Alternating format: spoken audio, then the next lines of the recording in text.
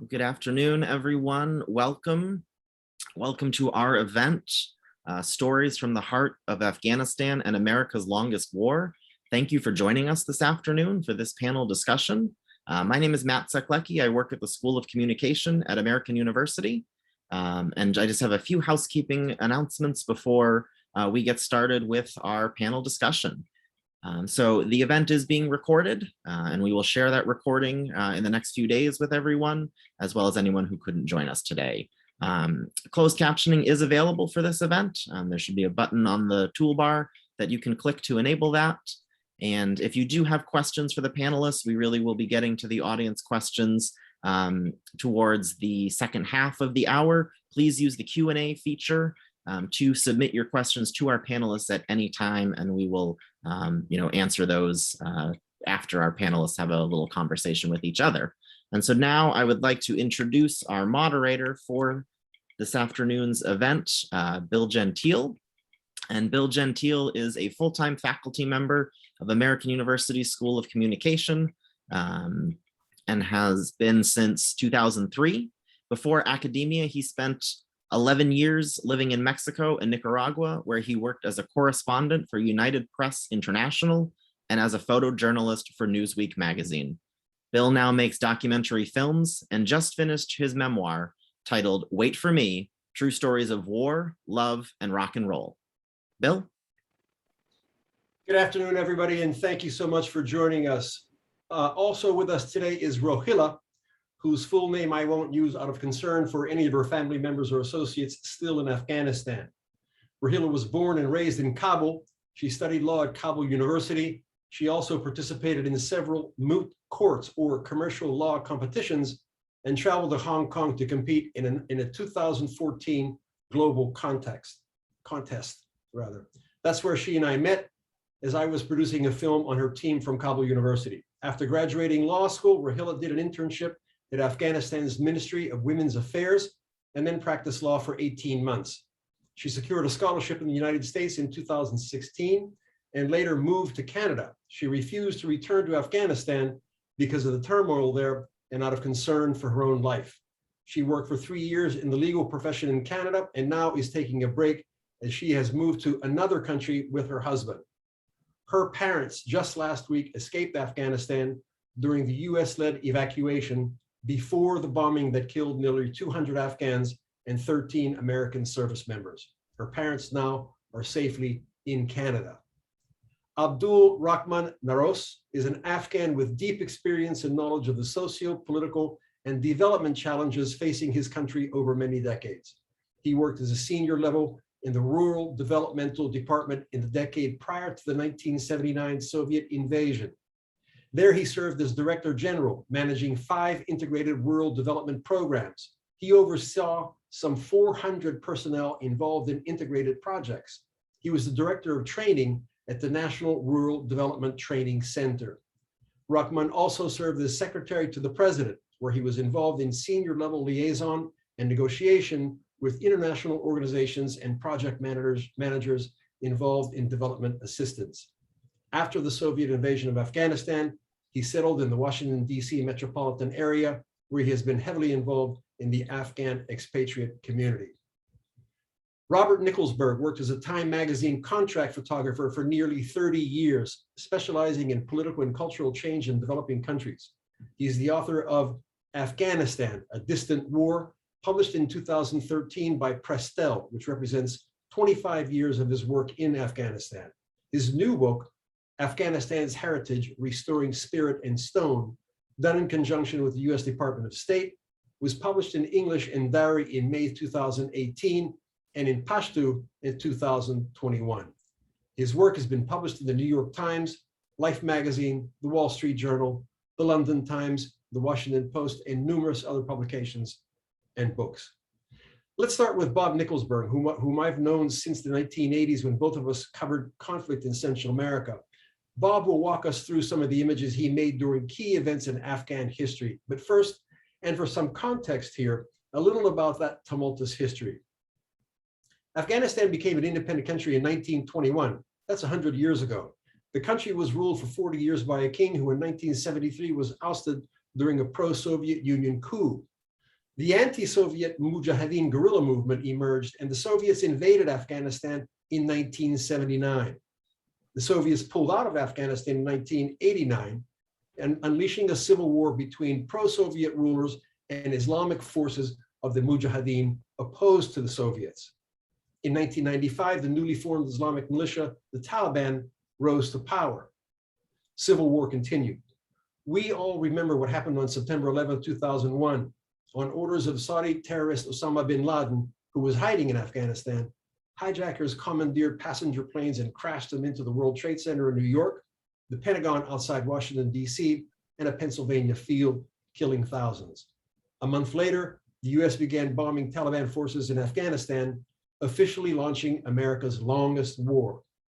The Taliban regime collapsed in December 2001, and a US-backed government assumed power. But on August 15th of this year, the Taliban seized Kabul and returned to power. Bob Nicholsberg first arrived in Afghanistan in 1988 before the Soviet evacuation. Bob, can you show us some of what you saw then, please? Thank you, Bill and Matt, for organizing everything. Here we go with a picture that was taken in May of 1988. It's the first time the Soviets and the Afghans issued visas for journalists to really have a chance to work in Kabul following the Geneva Accords, which agreed upon by all the parties, particularly the United States and the Soviet Union, that the Soviet Union Army would withdraw by February of 1989. Most of the residents of Kabul were not familiar with having press on the streets. We were guided with foreign ministry handlers the entire time that we were there. I had about 5 weeks inside the country, and it included visits that we requested to different universities, different markets, different streets, different institutions. And here you can see the dress is very important to keep in mind for what we end up with once the change of regimes and the Mujahideen come to town. You have a more conservative idea of Islam and how women can function in society. But at this point in time, the universities were open. Head covering on campus was not mandatory. Very often, though, women would put the head covering on and a burqa once they left the campus and on the streets. A lot of it had to do with family obligations and commitments. Next slide also shows a variation of what you just saw. This is on the main street downtown. And you can see the length of skirt was very contemporary. One woman wearing a headscarf, the other one having it in case she needs it. So this was very indicative of appearances from then, also in May 1988. Next slide. The conservative dress for women, which are the burqas, fully covering head and body, are very cumbersome. This is a shot of the secondhand burqa market. And this never goes away in Afghan society, and particularly in the rural areas where a conservative view of women's role is still very much predominant. And this is a market in Kabul. A lot of things are available on the secondhand market, but this is a particular spot where you can get an indication by talking to the dealers exactly what is going on, people running for it, people selling them, people buying them. But generally in Kabul, most houses will have a burqa for the women going out, and it also depends upon the families that they're living with. Next slide. So on May 15th, the Russians started their withdrawal from Kabul. You can see the airport in the background. This is on the road up to the Salang Tunnel, north of the city. And it's interesting that we have the airport in the background in this shot from 1988. The airport has, again, played a significant role in today's chaos. This was the military side, the closest side of the airstrip to us. And it was very difficult to take pictures of Soviet soldiers in the streets. They didn't like it. They weren't familiar with it. And they knew they were leaving. So they tended to have a rather negative attitude of media. On the way out, let's go back to that one, Matt. I just want to make one point. They had 9 months to exit the country, and they left behind a lot of equipment, including 7 million Kalashnikovs that were eventually gotten by the Mujahideen. That's a lot of Kalashnikovs. But also about 500 Soviet soldiers were killed by the time they reached Uzbekistan. So this was not a peaceful, it may have been a peaceful ceremony on this day, May 15th, 1988, but it was not peaceful for them once they hit the road. Next. In 1995, in February, the Taliban had pretty much encircled Kabul. Here you see a cameraman, a British cameraman on the right. This is a captured tank in a city called Charasyab. It's a suburb of Kabul in the Pashtun belt to the south and the west and east. Generally, that part of the city was ethnically primarily Pashtun. And the prohibition against media was really not in effect, but again, this is a year and a half away from them taking over in September of 1996. Next slide.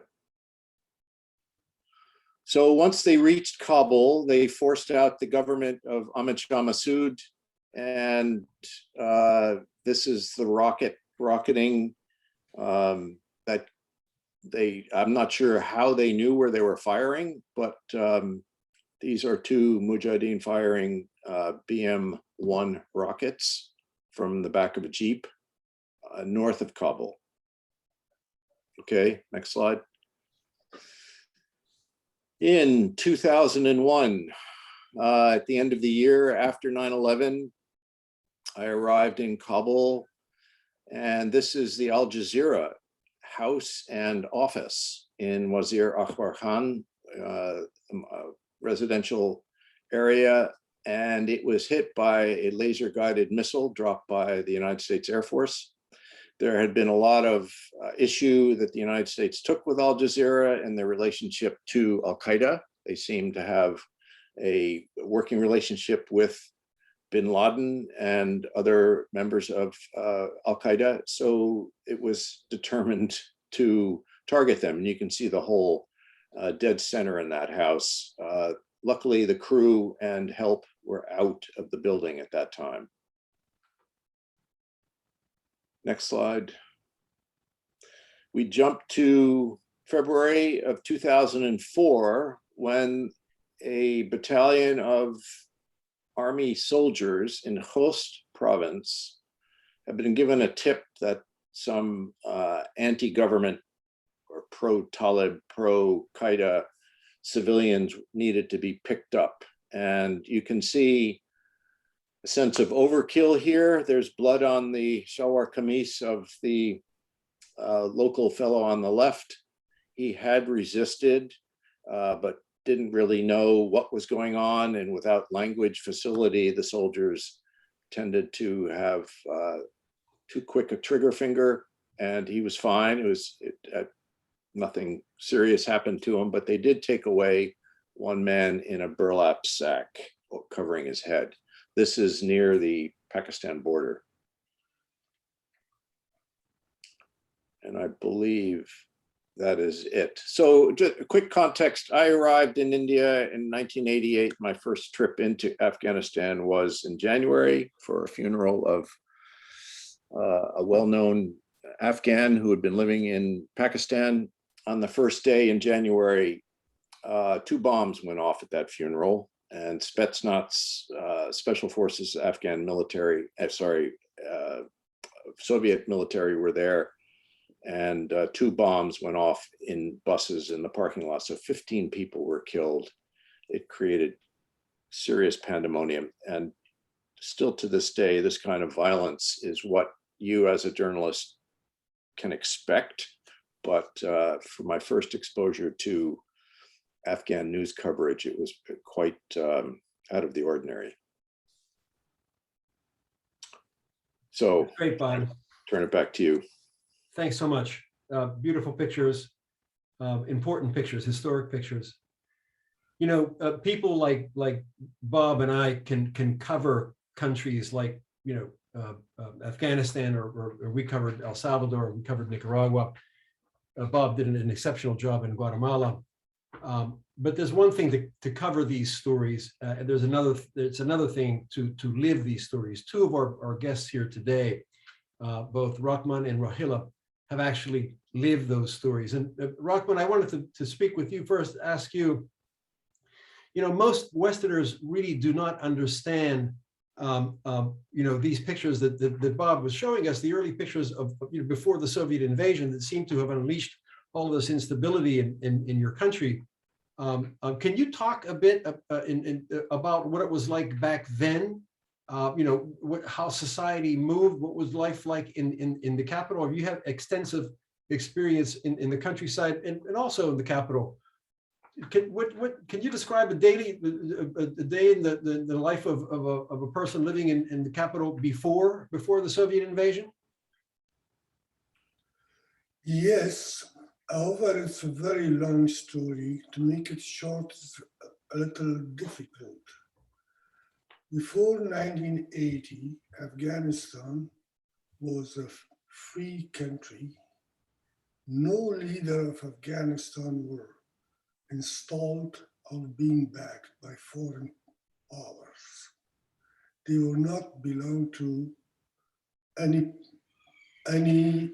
outsider. They were Afghan. They were maybe not chosen, but they came to power by other relation between all ethnic groups. However, Afghanistan has many ethnic groups, but there was no difference. The King Zahir Shah ruled Afghanistan for 40 years. But however, most of this, when he was young, the kingdom was ruled by his 2 uncles and 1 cousin. A little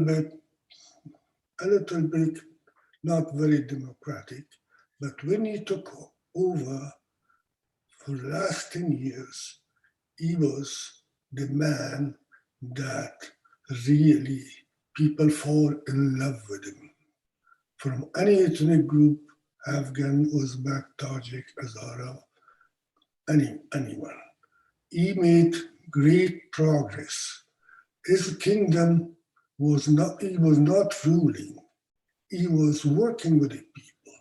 His representative or governor or anybody which was representing the government, they were serving the people.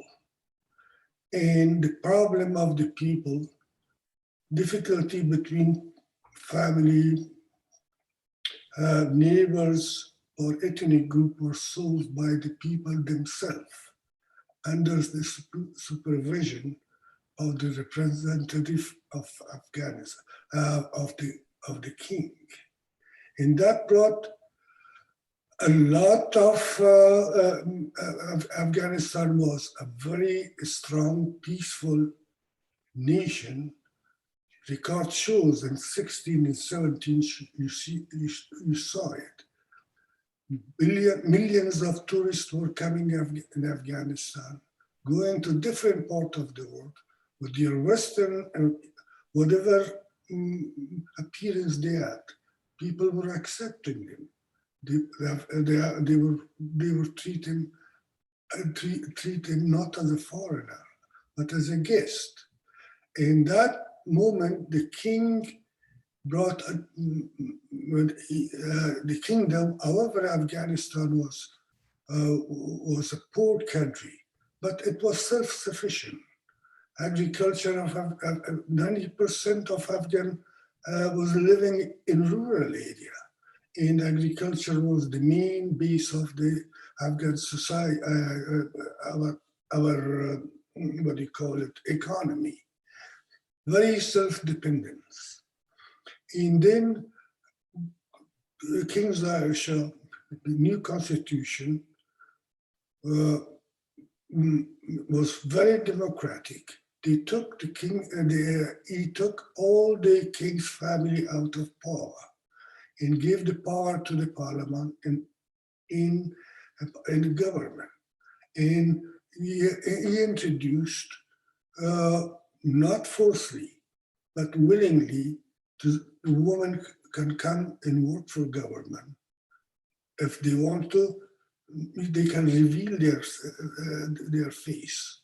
The first time they have the Kabul ladies and girls in high school, they were unveiled, but there was no resistance. Nobody was objecting that. The Afghan government was, in main ways, they were seculars, and there was no power of religious group to lead people against the kingdom, because secularism was the policy of the kingdom. That was Afghanistan at that time. You have seen the pictures in university, and you have seen the pictures in schools.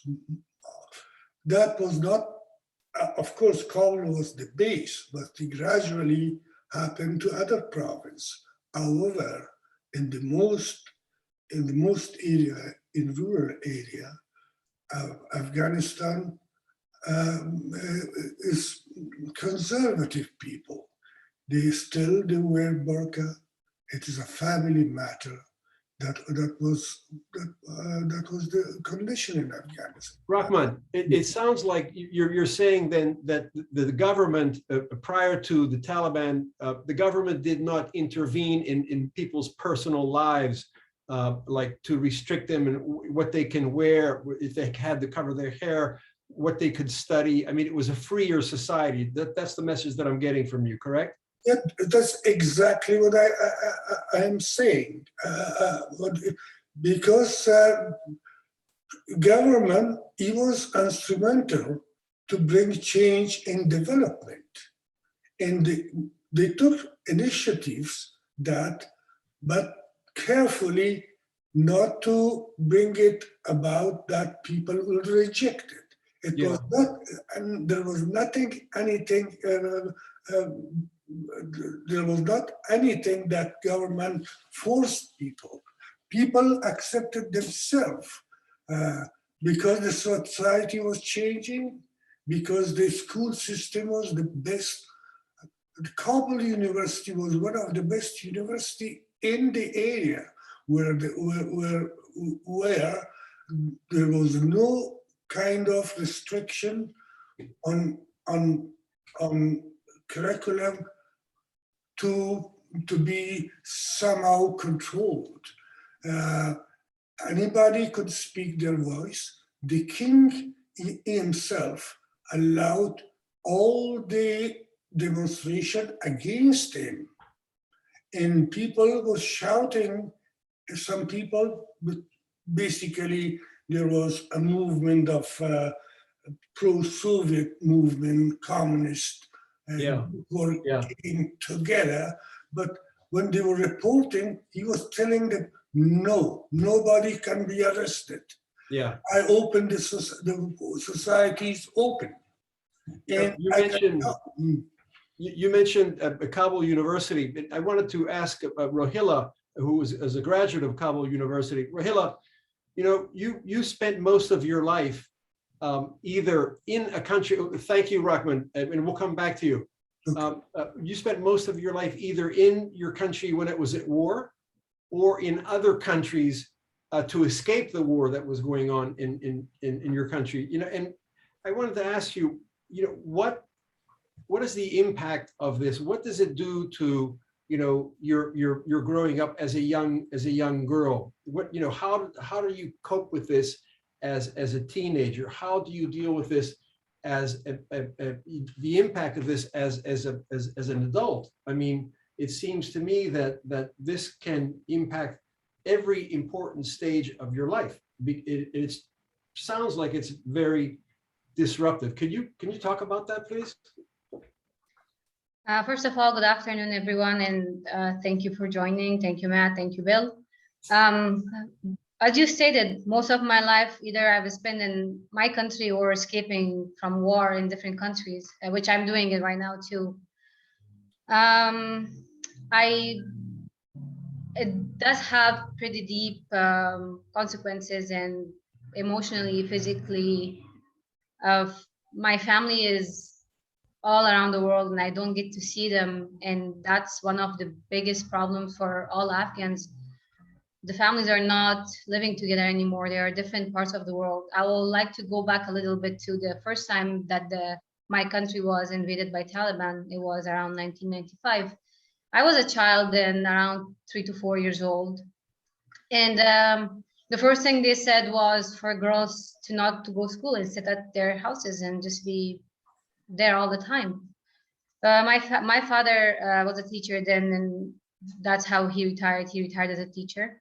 He didn't accept this, and he decided that we flee to a different country. We traveled, we migrated with my whole family to Pakistan, where we were allowed to get education.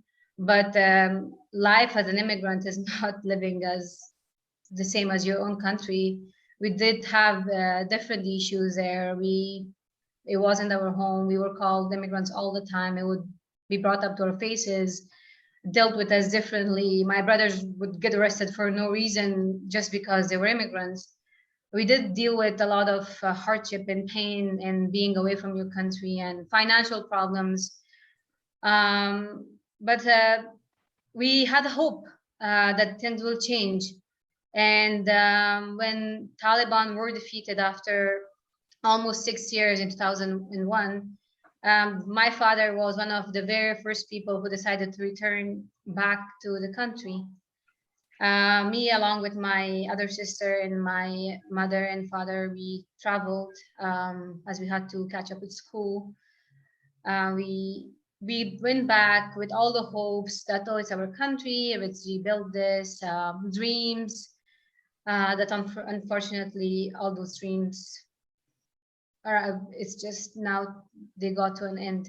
Not only for me it ended long time ago when I had to make the hard decision of not returning back to my country and being an asylum seeker in another country to just save my life and be there. But for other girls, it just ended on the day that the country was again taken by Taliban, and the government, now the government is being controlled by them, even though there is no legal government or no government at all. But still they have the control, and not only my dreams, but the dreams of hundreds of thousands of young women like me who we work hard. We went to university. I personally went to get higher education, to go to the US, get my master's degree, and all that. It just disappeared and destroyed in matters of hours when the capital fell into Taliban's control, and it left me heartbroken. I was just sleeping and I woke up. I have a WhatsApp group with my family, and I check it right away once I get up because of the situations in back home. I pull it up, and there was a screenshot of the Hashd-e-Sob newspaper saying that Taliban have arrived to the gates of the capital, and the negotiations are in place. That was the moment that I thought it was the. It's okay. It's okay. It's okay. Not only for me, for a lot of people, feeling of being homeless. all the things you work for, it just all the years, hardships you went through, it just reoccurring nightmare. This is what everyone in Afghanistan doesn't want to happen again, but yet it happened, and no one knows why it happened so quickly, why no one intervened, why in so many other ways that no one can answer those right now. And to be honest, it doesn't matter anymore to get answers to those questions, because what didn't have to happen, it already happened. A lot of people suffered. You have seen the horrific scenes from the airport, from the roads, from people being beaten to death, from being shot, grenades being thrown at them, fleeing the way they're fleeing. It's like going through hell while they're still living. It's I don't have words to explain how bad it is, and I feel sorry for my people and for myself and for my families and for my friends that are still stuck there. Not everyone is fortunate to get out. I got out while the things were a little more stable. My family got out right after the invasion this time. They spent 3 days, and those 3 days we weren't able to sleep. We were constantly checking on them, and we were just praying hard to God that they don't shut the electricity and the internet, because otherwise we would die from worrying for them. I still have a messed up sleep schedule because I can't. Every time I sleep, I just remember my friends and my family that are still there. It just breaks my heart. Rahila, thank you. And I wanted to ask both you and Rahman the same question. When you look back on these past 20 years, how do you evaluate what's happened in your country, because of the American intervention there? I know that there are a lot of sore feelings among Afghans now as they watch the horrific scenes at the airport with people trying to leave. But how do you balance the American experience there? I mean, on one hand, we hear the stories, we read the stories, we've seen how women were able to go to school, women were able to study, women were able to under the American intervention, the 20 years that the Americans were there, they broke the shackles, if you will, from Taliban's intrusive control of the country. But on the other hand, the cost of doing so was pretty extraordinary. I was doing some research, and the Watson Institute of International Politics, Public Affairs rather, at Brown University estimates that about 241,000 people have been killed in the Afghanistan and Pakistan war zone since 2001. More than 71,000 of those killed were civilians. The US government says that the war will end up costing the United States $2 trillion. It's already cost 2,400 American service members killed, and countless others wounded physically and emotionally. What is your take, your conclusion, your evaluation of the American presence in the country? I know that things have gone bad now, but there was, well, you tell me. I don't want to finish the sentence. Rahman, what do you think? What's the net takeaway from the whole period? Yes.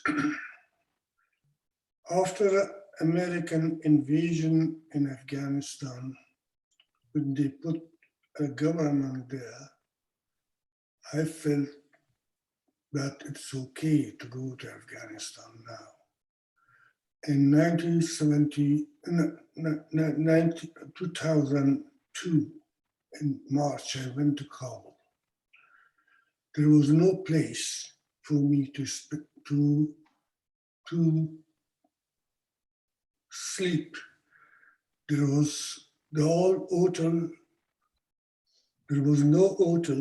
The main hotel was Kabul Hotel. And I was lucky enough by someone told me he knows the manager, they gave me a room that there was no water in the main hotel of Afghanistan. There was no service, so I stayed for a month there. Next day, I took a taxi, went around the city. The total city was destroyed. Almost 90, maybe 80% of city was actually destroyed. And because the war among the Mujahideen who came from Pakistan, who came from Iran. The Mujahideen group, which we have 7 of them in Pakistan, and 2 of them, I think maybe 2 in Iran, they were not serving Afghanistan. They were serving their bosses in Pakistan, in Iran. And they came to the Kabul, they destroyed the Kabul. And that was in 2001, that's what I saw. And then what I saw, the government of Afghanistan, which was put together of those Mujahideen who destroyed Afghanistan back to the power, and they shared the power as a group of mafia. I mean ethnic group mafia. All the government were distributed to those people. Karzai was just a mayor of Kabul. So are you saying, Rahman, that the American intervention was a good thing, that it put a stop to the corruption and so forth? It had a negative impact. It was, in the first week I knew this government would not work because the combination of government was not the right people. They were all at connection with Pakistanis, ISIS, and what is, I don't know what's the Iranian, which 2 Shia group were there, and they fought each other vigorously. And then this new government put together back after the Taliban defeat by Afghanistan, back in power by United States government. Yeah. Mainly by election of CIA and Pakistanis ISIS. I knew it won't work. I knew Kabul city were divided gradually. The Pashtun were moving to the south of the Kabul. The Hazara was going to the north of the Kabul. The Tajik was in the north of the Kabul. And the Hazara was in another part of.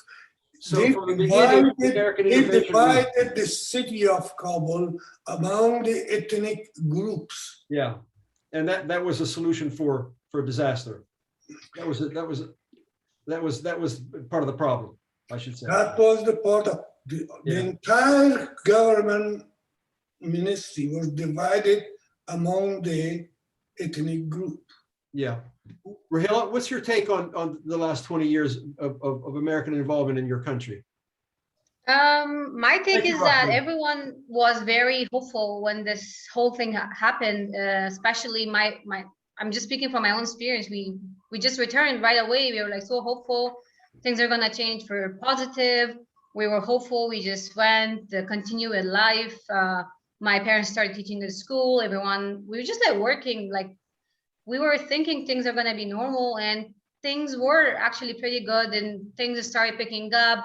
Businesses, projects, people had money. It was good. It was good for a couple of years, but then it started, like the instability started. I think Taliban just needed a break to just recover enough to get back.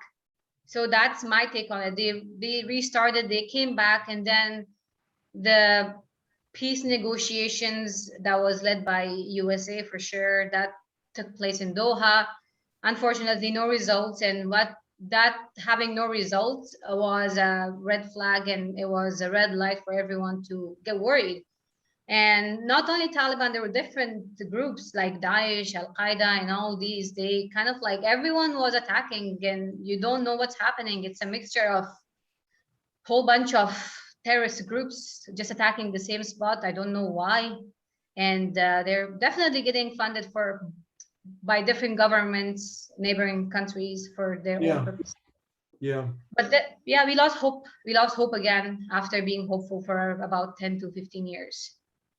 Thank you, Rahila and Rahman. There seem to be a lot of people who have some questions for you. Matt, can you help us out with the Q&A, please, and read some of the questions and field those for us, please? My pleasure. So there's been a number of questions, and for our audience, please feel free to submit your questions using the Q&A feature, and we will try to get to as many as we can. But first question is for Rohila and Rahman. What misconceptions do Americans have about Afghanistan that you'd like to correct? What steps can individual Americans take to help Afghans now? Good question. Mr. Rahila, you wanna Rahman take that wants to first? address? Go ahead. Okay. One of the misconceptions that I've been seeing under a lot of posts on Facebook or Instagram, social media, they've just kept saying, oh, why didn't we're not going to fight this war? Why is our tax money going to a war that the Afghans didn't fight themselves? Like referring to the soldiers. Whereas I have also addressed this in another interview that soldiers wanted to fight. There is enough evidence that they wanted to fight. But there was a bigger political game that happened, and the soldiers were made to surrender. And they did want to fight, but it wasn't allowed by I don't know who, how, why, but they were just not allowed. So I would like to ask people to stop blaming the Afghans for whatever is happening, because they wanted to fight for their country, but they were somehow stopped. Okay, Rahman, what do you think? I make it very clear. Taliban were organized in Pakistan by CIA and ISI. They were sent to Afghanistan to overtake. They came to Afghanistan with the atrocity which they brought with them, with the backward thinking, because they were not serving Afghanistan. They were serving the ideology which is always in Pakistan. And then when September 11 happened, of course, America had the right to go against Taliban, and they bombed them and sent them back to Pakistan. And the time came that the war for 20 years, American people were fed with American strategy of Pentagon and US State Department or President. They said, it's time to bring the Taliban back. And they brought the Taliban back very shamefully, Okay. back in Nepal. Okay. If I could say something just quickly. Go ahead, Bob. The United States never had a clear strategy what they were going to do since the outset. And post 9/11, revenge and venting, attacking somebody, wanting to go after the villains was certainly understandable. And that can be seen from its popularity in the very beginning. But in 2004, things started going south. 17 years later, there is still an unfitness to form US foreign policy with any clarity. And I'll end it on this note. In 1989, February or March, the United States Embassy lowered the flag and closed until December 2001. It's 12 years. We had nobody there. The only people at the US Embassy was a family and the gardener. That's it. There was no intelligence. There was no concern. They walked away. And there's a price to pay for abandonment. There are consequences. And right now, the US Embassy is also closed. I don't quite understand it, but as a journalist and having spent time based in India the entire time, I watched it through Pakistan. Rahman is very correct about being able to hold them holding some responsibility, but nobody was there until December of 2001 from the American side. It is a very complicated country, three-dimensional in every respect, shape, and form, and incredibly difficult to get your head around. So to point fingers right now, it's tough for the time limit that we have, but 12 years, no US presence whatsoever. Thank you, Bob. Thank you. Matt, do we have more questions? We do. So another question that came in, the Taliban has said in recent days that women will be respected under their leadership. Should we have any confidence that this will be the case? Rahila is shaking her head no. Definitely not. Definitely not. I'm not optimistic about this, and they can say whatever they want, but that is not true. And also, we have to look at it from a perspective. Taliban might have different definitions for things that might not fit what we think is right.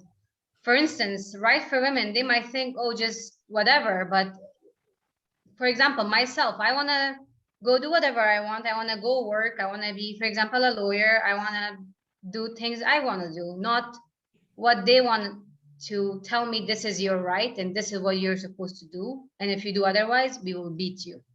This is I think why I'm very against this is there's no definitions whatsoever provided by Taliban, what they think about education. They have already started. They said first, oh yeah, education is fine for everyone, but now they are putting conditions. Oh, segregated classes, Islamic clothing, which again, definition of Islamic clothing for them than any other normal person is very different. So I'm not optimistic about this. Go ahead, Matt. So another question, I think on a similar. Can I say something? Oh yeah, of course, Rahman, go ahead. I don't think Taliban or people like Taliban, which makes the most majority, they believe then that women and man are equal.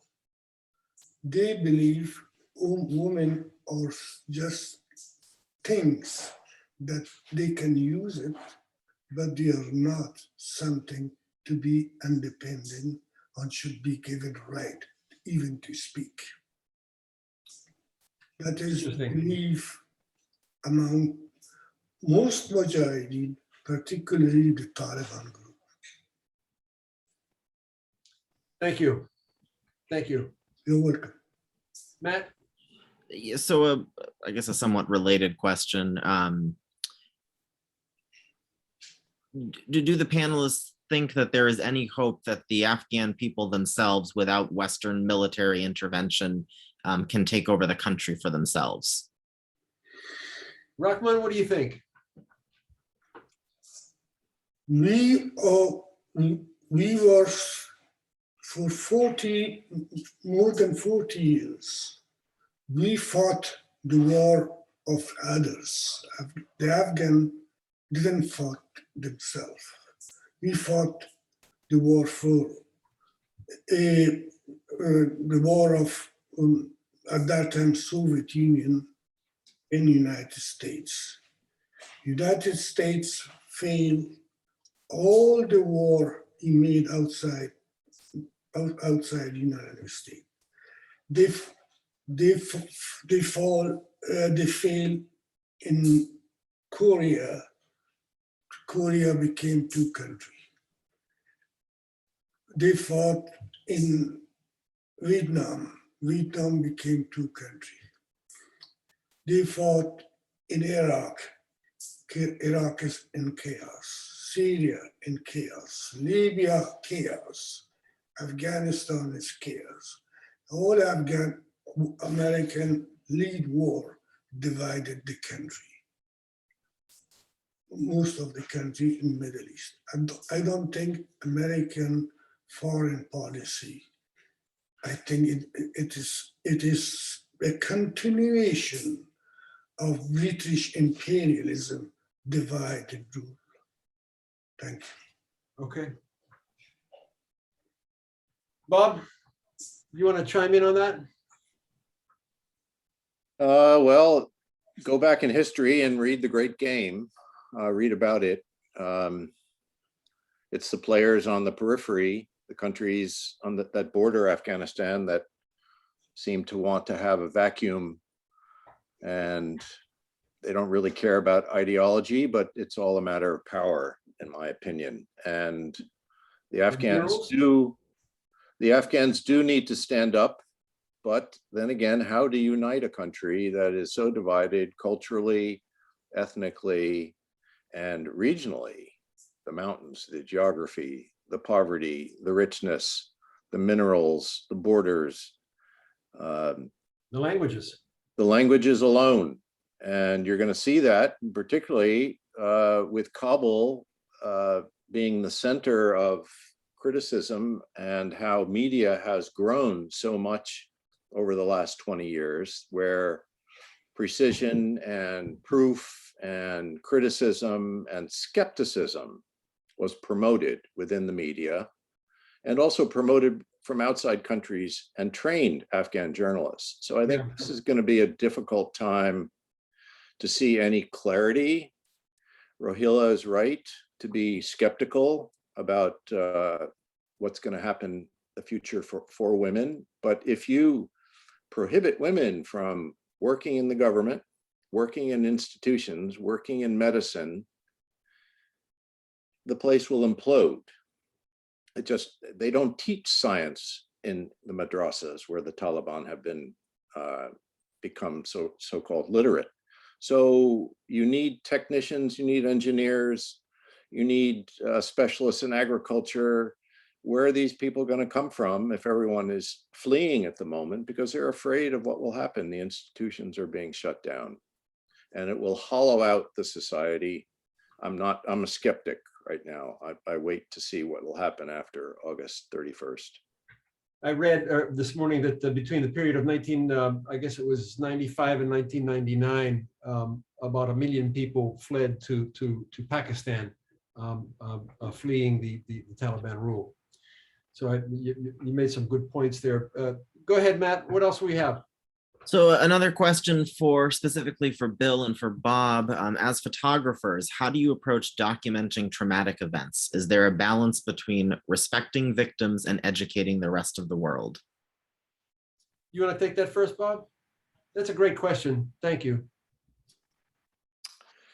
It is a good question. It's also a difficult one to answer. A lot of it depends on the environment where these traumatic situations happen. And if it's on a battlefield, it's one set of elements and risks that are involved for photographers and reporters.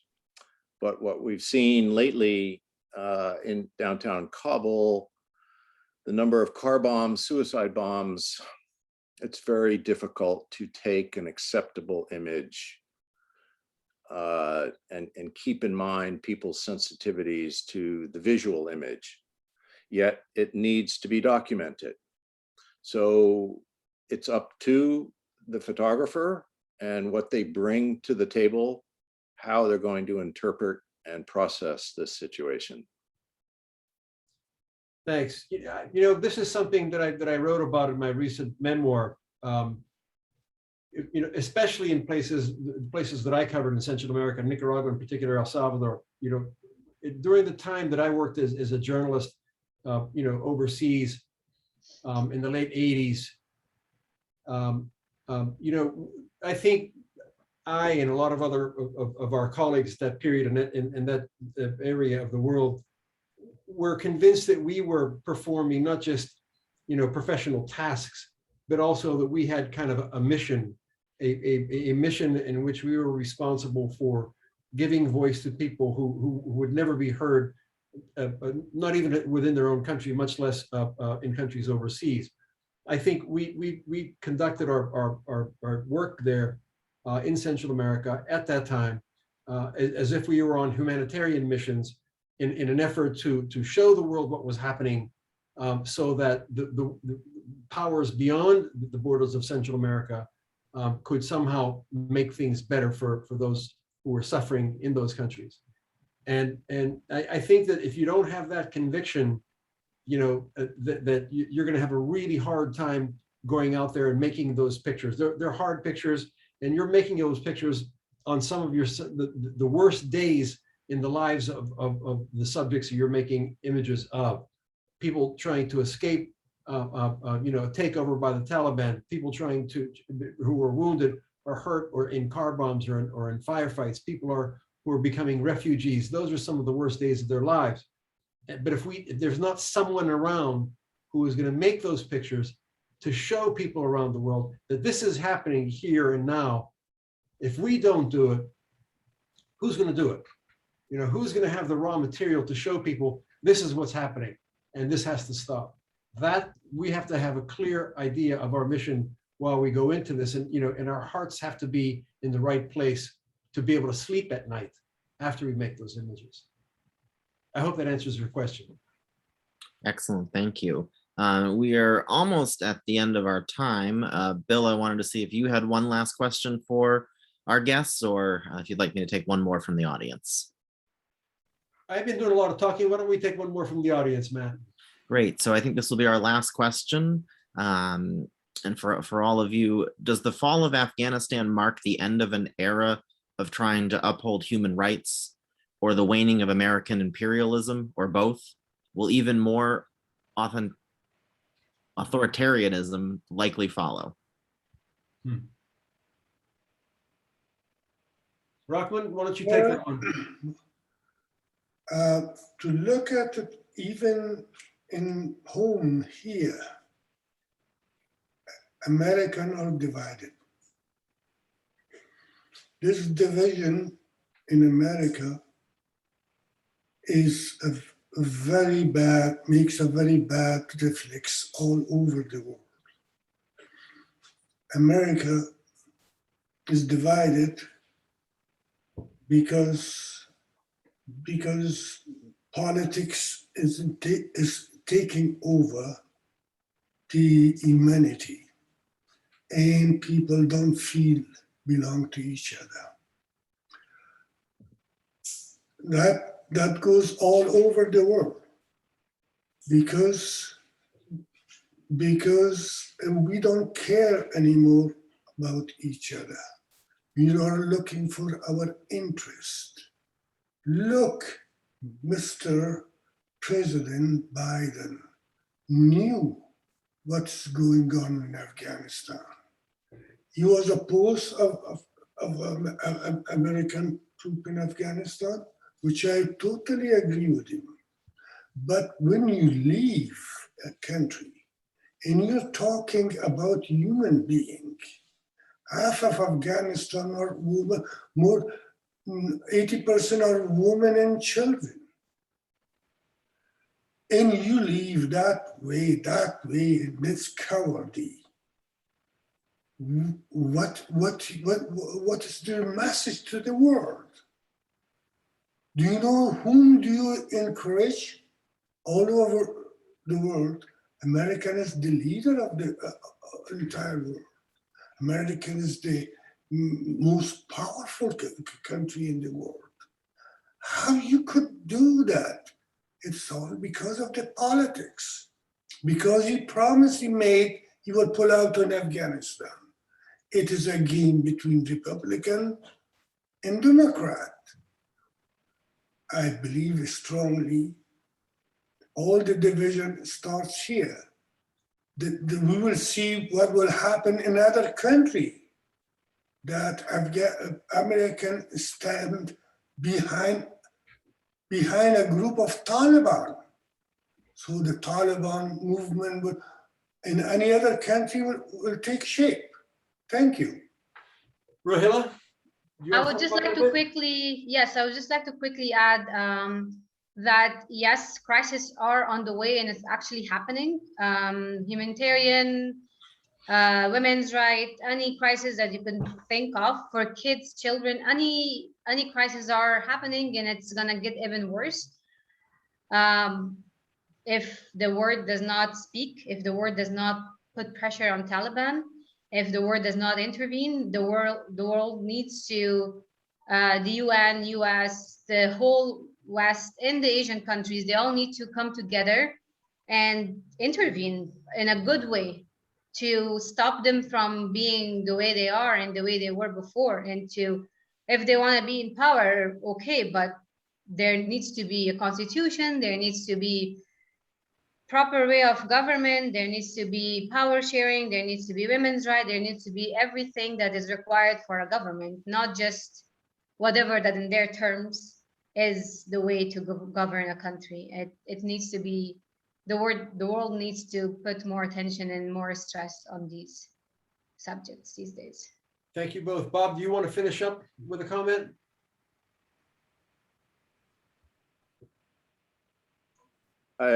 In a way, it's a bit early to be figuring out what's going to happen in Afghanistan, but I do think, looking backwards, it's easy to be critical, but looking forwards, how do you gauge history looking forward? You need to be able to have some foundational understanding of the country and the region. And in order to understand Afghanistan, you have to understand Pakistan. In order to understand Pakistan, you have to understand India. And the diplomats in the State Department need a lot of training to understand the region. That includes the former Persian Empire, the British Empire, and the breakup, and now China's role. There's a lot to understand and to figure out. Much less what Rahman said about our own polarized politics here and how the ground is shifting constantly to undermine Biden. It's a very difficult time right now, but I also think it's a bit early to be certainly hopeful. It's a bit early, and it's a lot easier to be critical at this moment, but the wisdom here is in the long game and what happens in the short term. So that's really, it's a lot to pack in for us in an hour, but thank you for the opportunity. I want to thank all of you, of the three of you and everybody who's, the four of you actually, and everybody who's watching for joining us and for sharing these ideas and for listening to our friends here. And, I, as a journalist, as a professional, wish you and your country and the people from your country all the best, and hopefully, hopefully the lives of the people in your country and outside of the country will be better in the coming days. So Thank you very much.